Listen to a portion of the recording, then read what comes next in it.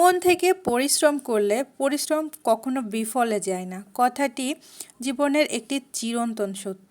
যে মানুষই আন্তরিকতা ও নিষ্ঠার সাথে কাজ করে সে একদিন না একদিন অবশ্যই সফলতার মুখ দেখে। সফলতা হঠাৎ করে তো আসে না। এটি ধৈর্য, অধ্যবসায় এবং নিরলস পরিশ্রমের ফল।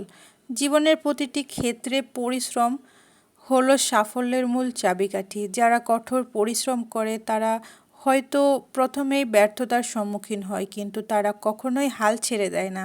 তারা বিশ্বাস করে চেষ্টা কখনো বৃথা যায় না।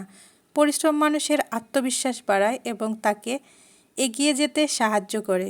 জীবনে বড় কিছু অর্জন করতে হলে ছোট ছোট কষ্ট তো সহ্য করতেই হবে, তাই না? অলসতা মানুষকে পিছিয়ে দেয়, কিন্তু পরিশ্রম তাকে সামনে এগিয়ে নিয়ে যায়। কথাটা একদম বাস্তব। ইতিহাসে যত সফল মানুষ আছে তারা সবাই কঠোর পরিশ্রমের মাধ্যমে নিজেদের অবস্থান তৈরি করেছেন। এটাই সত্য। পরিশ্রম মানুষের ভাগ্য পরিবর্তন করতে পারে। তাই আমাদের উচিত সব সময় কাজ করা। শুধু ইচ্ছা থাকলেই হবে না, সেই ইচ্ছাকে বাস্তবেও রূপ দিতে হবে, আর তাই পরিশ্রম করতে হবে।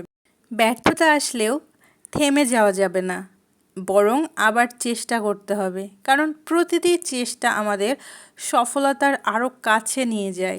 শেষ পর্যন্ত বলা যায়, মন থেকে পরিশ্রম কখনোই বিফলে যায় না, বরং তা একদিন সাফল্যের আলো নিয়ে আসে। এই যে যেমন পরিশ্রমের মাধ্যমে মানুষের নিজের স্বপ্নকে বাস্তবে রূপ দিতে পারে, কঠোর পরিশ্রম একজন মানুষকে সাধারণ থেকে অসাধারণ করে তোলে। যারা পরিশ্রমকে ভালোবাসে তারা কখনোই জীবনে পিছিয়ে থাকে না। বুঝেছেন? প্রতিদিনের ছোট ছোট চেষ্টা একদিন বড় সফলতার দরজা খুলে দিবে।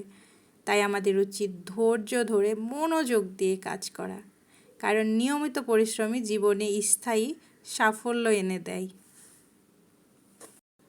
পরিশ্রম একটা মানুষের জীবনের সবচেয়ে বড় শক্তি। যে মানুষ নিয়মিত পরিশ্রম করে সে কখনোই ব্যর্থ তো হয় না।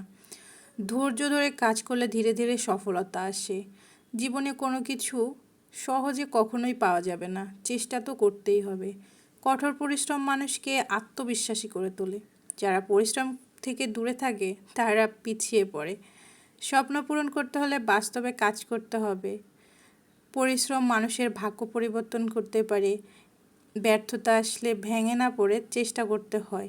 প্রতিটি নতুন চেষ্টা সফলতার দিকে এক ধাপ এগিয়ে নিয়ে যায়।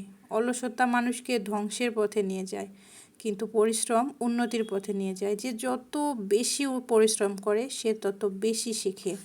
ধরে আমার কথাগুলো শোনার জন্য অনেক অনেক শুক্রিয়া আমার প্রিয় অডিয়েন্স।